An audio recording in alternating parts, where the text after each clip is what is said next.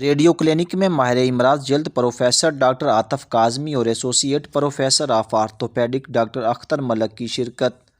Professors نے موسمی بیماریوں کے متعلق علاج معالجہ کے بارے میں کیا گفتگو کی، جانتے ہیں اپنے نمائندے مدثر قدیر کی اس رپورٹ میں۔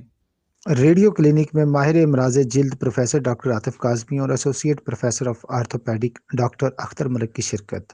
میزبان اور پروڈیوسر مدثر قدیر تھے۔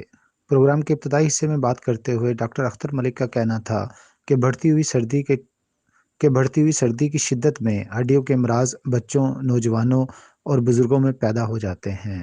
ان امراض میں سردی کی وجہ سے جوائنٹ میں پین، آرتھرائٹس اور حادثے کی وجہ سے انجری بھی ہو سکتی ہے۔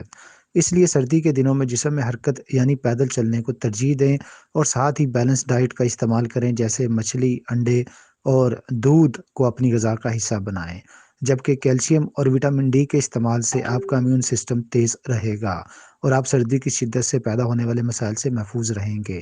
ان کا مزید کہنا تھا کہ سردی میں چوٹ لگنے سے سوزش زیادہ پیدا ہوتی ہے، اس لیے گرم پٹی کے استعمال سے پریشر بڑھا کر نالیوں میں خون کی روانی کو بہتر کیا جا سکتا ہے، جس کی وجہ سے سوزش میں نمایاں کمی آتی ہے اور درد کا احساس کم ہوتا ہے۔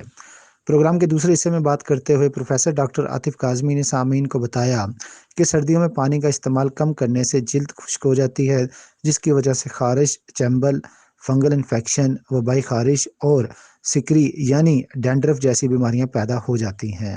ان سے بچاؤ کا واحد حل روزانہ نہانے، کپڑے تبدیل کرنے اور پیٹرولیم جیلی یا پھر عرق گلاب اور گلیسرین کے اشتراک سے تیار کردہ امیزے کو جسم پر لگانے سے ممکن ہے، جبکہ موسمی پھلوں اور ان کے جوسز کے استعمال سے بھی جلدی بیماریوں پر قابو پایا جا سکتا ہے۔ جسم جتنا موئسچرائزڈ ہوگا، جلدی بیماریاں کم سے کم پیدا ہوں گی۔ انہوں نے بتایا کہ پاکستان میں جلد کے کینسر کی بیماری کا احتمال بہت کم ہے۔